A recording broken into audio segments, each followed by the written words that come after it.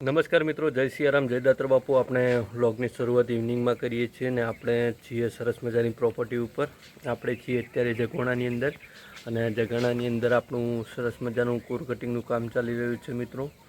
તો તમને બતાવું ફાર્મ હાઉસનો વ્યૂઝ।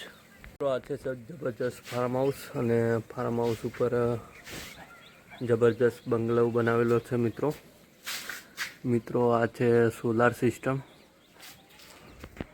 ના છે બાજુનું ખેતરની અંદર મગફળીનું વાવેતર કરેલું છે મિત્રો। સામે છે જબરજસ્ત હરિયાળી।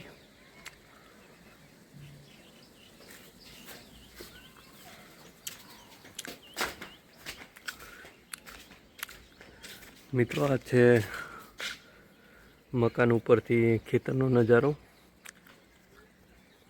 સામે છે બનાસ ડેરી। આ છે મિત્રો બનાસ ડેરી, 2 થી 3 કિલોમીટરના અંતરે આવેલી છે।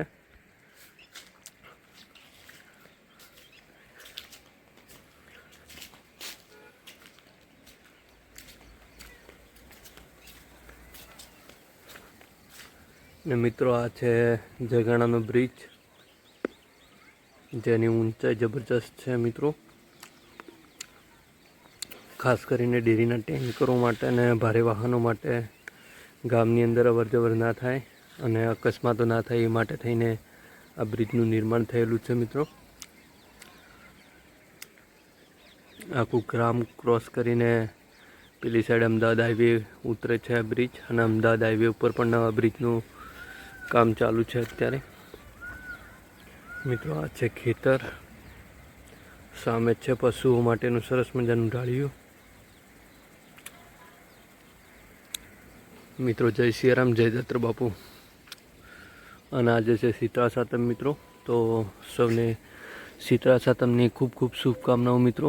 શીતળા માતા સૌના જીવનમાં સુખ સમૃદ્ધિ અને સારું સ્વાસ્થ્ય રહે એવી મનોકામના કરું છું માતાજીને।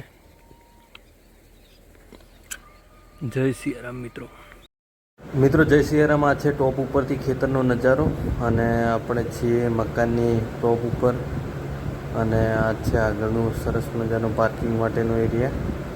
બાજુમાં સરસ મજાનું મગફળીનું વાવેતર છે મિત્રો। આ છે મકાનની અંદરનો સીડીનો ભાગનો નજારો મિત્રો। અહીંયા આપણે કોર કટિંગ કરેલું છે મિત્રો, એક વોલ પાડ્યો અને સામે જે ફોનો દેખાય એની અંદર એક વોલ કરેલો છે એસી માટે અને એવો સેમ પેલી બાજુ પણ કરેલો છે મિત્રો। આ છે નીચેથી મકાનનો નજારો, જબરજસ્ત મકાન બનાવેલું છે અને ખૂબ સારું એવું બાંધકામ કરેલું છે પ્લાનિંગ સાથેનું।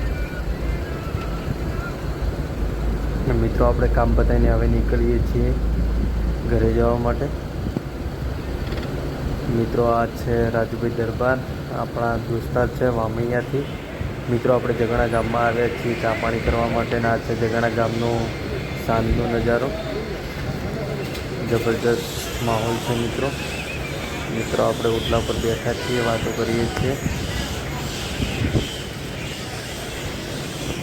મિત્રો। જગોણાની અંદર સરસ મજાનો ઓટલો બનાવેલો છે મિત્રો। આપણે વ્લોગને અહીંયા એન્ડ કરીએ છીએ। ચેનલને લાઈક શેર અને સબસ્ક્રાઈબ કરવા માટે